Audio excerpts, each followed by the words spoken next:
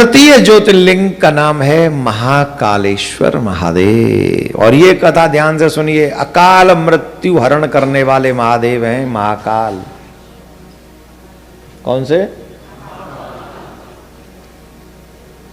अकाल मृत्यु वो मरे जो काम करे चांडाल का, काल उसका क्या करे जो भक्त हो। क्या जजमान? भक्त हो महाकाल का। कनाडा में श्रद्धा से मैं शिव की कथा सुनूं ऐसी निष्ठा अगर किसी में हो, या मैं कृष्ण की कथा सुनूं पूर्ण अपना सब कुछ लगाकर, ऐसी श्रद्धा जिसमें हो, वो जहां जाता है वहीं पर शिव लोक बन जाता है, वो जहां जाता है वहीं कृष्ण लोक बन जाता है। ये सच है। आप स्वयं जब यहां बैठे तो आपको पता नहीं है कि आप कितने भाग्यवान हैं। आज एकादशी भी है, श्रावण भी है, और श्रावण मास अंतिम दिनों में चल रहा है इस समय, और आप ज्योतिर्लिंगों की परिक्रमा कर रहे हैं। ये तृतीय ज्योतिर्लिंग महाकाल, और उनकी बहुत बड़ी कथा है।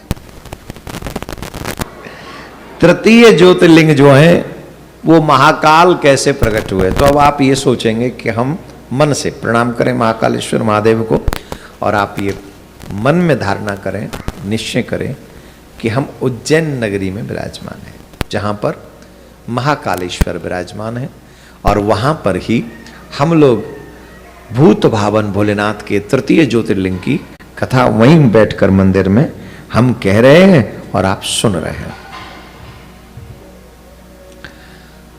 उज्जैन नगरी को अवंतिकापुरी भी कहा जाता है। बड़ा ही रमणीक नगरी है, जहां वेदप्रिय नामक एक श्रेष्ठ ब्राह्मण रहते थे। प्रतिदिन नियम पूर्वक अग्निहोत्र किया करते थे, भगवान शिव की वो पूजा किया करते थे। प्रतिदिन शिवलिंग बनाकर, पार्थिव शिवलिंग बनाकर उनका पूजन किया करते थे। ये 2-3 कथाएं हैं यहां महाकाल की। समय के अभाव में हम सिर्फ एक ही कथा सुनाएंगे आपको, सारी कथाएं तो नहीं सुना सकते, पर एक कथा हम जरूर आपको महाकाल के विषय में अवश्य सुनाएंगे। यहां उज्जैन नगरी के इनके 4 पुत्र थे, जिन पंडित जी की बात हम कर रहे हैं, और एक दुष्ट था। वो दुष्ट वरदान लेकर प्रकट बड़ा बलवान हो गया था, और जब बलवान हो गया था तो जब इन लोगों को कोई ताकत मिल जाती है तो सबसे पहले ये धर्म का ही नुकसान करते हैं। वो कहते कोई पूजा नहीं करेगा, कोई यज्ञ नहीं करेगा, कोई पाठ नहीं करेगा, कोई कुछ नहीं करेगा, जो करेगा उसे दंड मिलेगा। और सब डर भी जाते हैं हम लोगों के यहाँ। डर जाते हैं कि नहीं डर जाते हैं? कल को कोई अन्य, चलो खैर उदाहरण नहीं देंगे हम इस बात का। तो ऐसा करता था।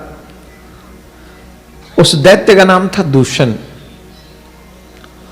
और दूषण को पता चला कि एक पंडित जी के 4 बच्चे हैं, वो नहीं मानते, बाकी सब मान गए।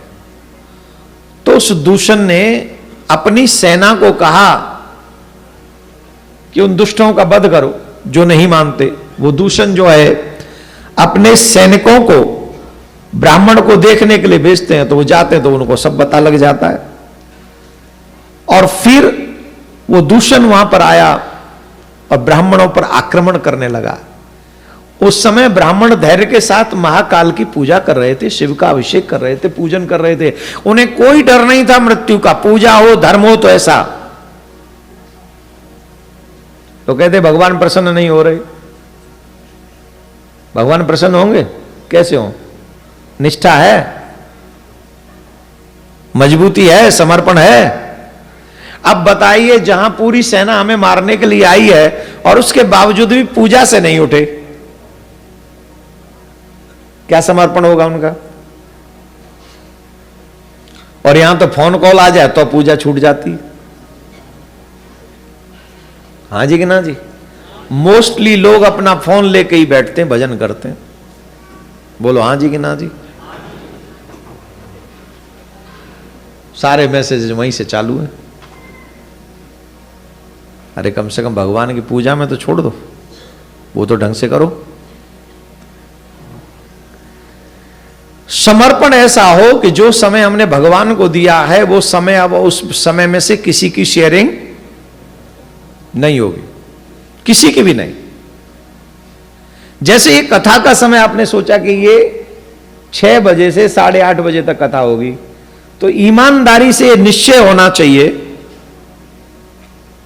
कि 8:30 बजे तक कोई इन्वॉल्व नहीं होगा, इस टाइम में होगा ही नहीं। और मैं कईयों को देख रहा हूं उन्होंने इस समय में किसी को इन्वॉल्व नहीं किया, मेरे से पहले वो उपस्थित मिले हर दिन यहां पर, और ये आपकी वचनबद्धता है।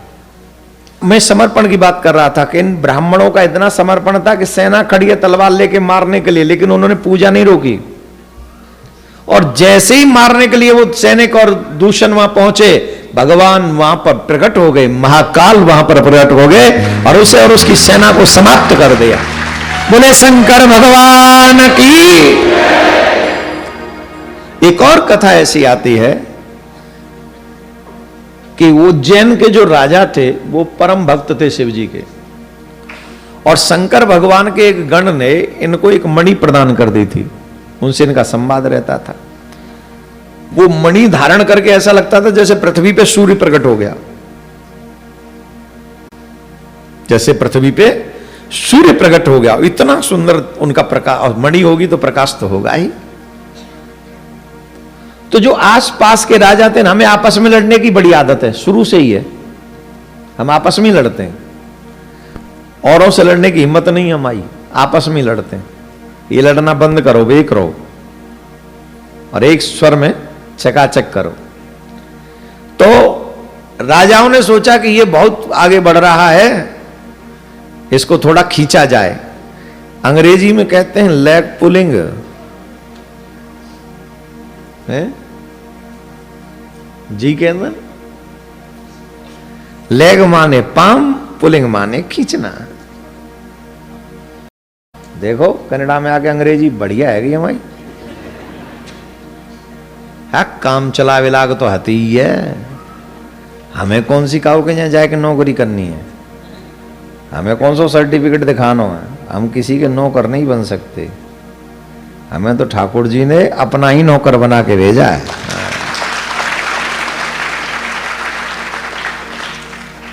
खैर, राजा से और राजा द्वेष करने लगे और सबने प्लान किया कि ऐसा करो कि एक साथ इस पे चढ़ाई कर दो। जब राजा को, उज्जैनी के राजा को यह पता चला कि सब लोगों ने मिलकर मेरे राज्य के ऊपर चढ़ाई करने का प्लान किया है, तो देखो विश्वास हो तो ऐसा होना चाहिए शंकर भगवान पे, अपने देवता पे, जिसको भी आप मानते हैं, ऐसा विश्वास। कैसा? उन्होंने कहा मारो जलाओ आपकी मर्जी, हम तो आपकी पूजा करेंगे। और वो राजा भूत बावन भोलेनाथ का अभिषेक और पूजन करने लगा। और जब वो पूजन कर रहा था तो उसकी पूजा विधि बहुत सुंदर थी, बहुत सुंदर।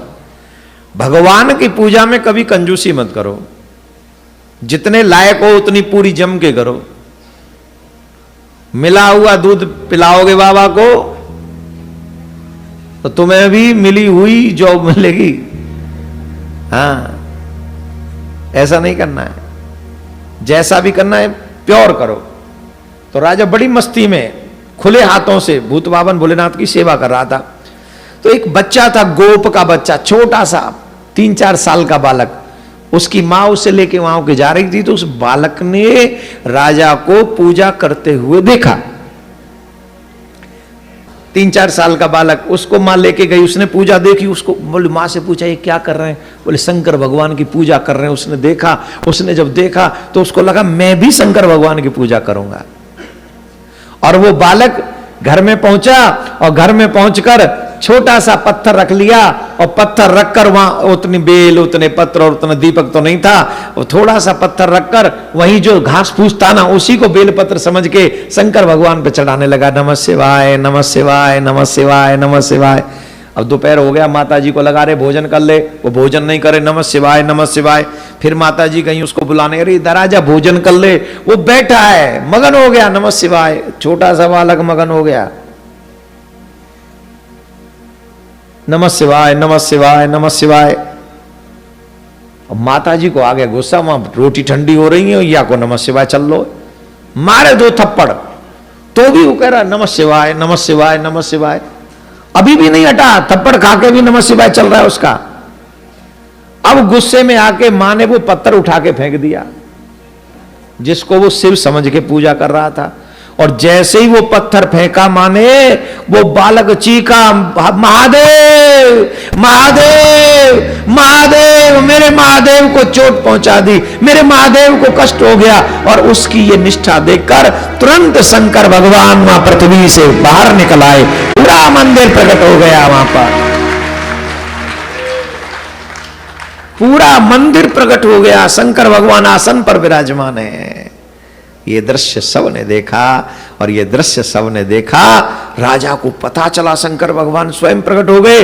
राजा भागे, उस बालक का खूब सत्कार किया, और जब और जो राजा आए हुए थे ना, जब उनको पता चला कि कुछ ऐसा हुआ है, तो वो डर गए कि ये राजा बहुत धर्मात्मा है, भगवान शंकर की बड़ी कृपा है, जिस बालक की रक्षा के लिए स्वयं शंकर भगवान प्रकट हो गए, अगर हमने इस नगरी पर आक्रमण कर दिया तो भगवान शंकर हमको छोड़ेंगे नहीं।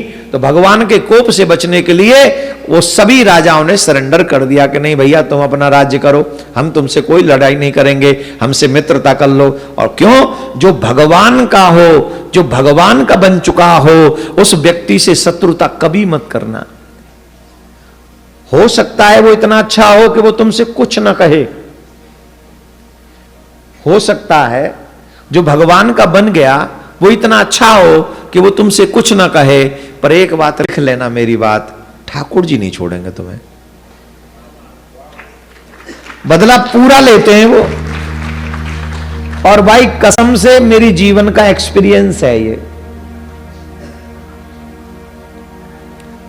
जिसने पंगा लिया वो सिलट गया भक्तों से। तो आपको एक मैं फ्री में एडवाइस दे रहा हूं, जो भगवान के बन गए हों या भगवान के बनने का प्रयास कर रहे हों, उन लोगों से कभी भी शत्रुता मत करो। अगर तुम्हारी मित्रता नहीं हो सकती तो दूर से राम राम रखो, लेकिन उनसे शत्रुता मत करो। अगर तुमने उनसे शत्रुता कर ली तो तुम्हारी 3 टंबर सब बिक जाएंगे, किनारे से लगा देंगे ठाकुर जी। क्यों? मेरे ठाकुर जी से बड़ा कोई पावरफुल है क्या? है। इसलिए जो भगवान के बन गए हों, हम सबको निष्ठा रखनी चाहिए ठाकुर जी में, उनका आदर। अब मैं तो यहां तक कह रहा हूं भाई, तुम मॉडर्न हो तो हो सकता है तुम उनका आदर न करना चाहो, तो अपमान भी मत करो, दूर रहो, उनके विषय में कोई अपशब्द भी मत बोलो, इतना तो कर ही सकते हैं। पर ऐसे नहीं है, कई लोग बहुत महान लोग हैं, रोज कथा भी सुनते हैं, प्रवचन भी करते हैं, भजन भी, मंदिर भी जाते हैं, गीता भी पढ़ते हैं, और उसके बाद हम दूसरों की बुराई भी करते हैं। तो ये ठीक नहीं है। शंकर भगवान के, अच्छा वो राजा अच्छे थे, उनको लगा कि ये तो भगवान का बड़ा कृपा पात्र है, ऐसे दुश्मनी नहीं करनी है, मित्रता कर ली। और सब ने कहा हमसे अपराध हो गया, हमको क्षमा कर दो, हमारे मन में ऐसा विचार आया। तो उन्होंने कहा कि ये भी अच्छा ही हो गया, आप ऐसे आक्रमण करके नहीं आते तो शंकर भगवान कैसे प्रकट होते? शंकर भगवान को प्रकट होना था, इसलिए ये हुआ है। क्या बोलना पड़ेगा? जोर से बोलना पड़ेगा, और जोर से बोलना पड़ेगा। अरे राम राम राम, बहुत धीरे बोलते तुम लोग। तो क्या हुआ? उस बालक के ऊपर सहज कृपा भगवान की हुई, और वही महाकाल महादेव उज्जैन में विराजमान है। बोलो महाकालेश्वर महादेव की।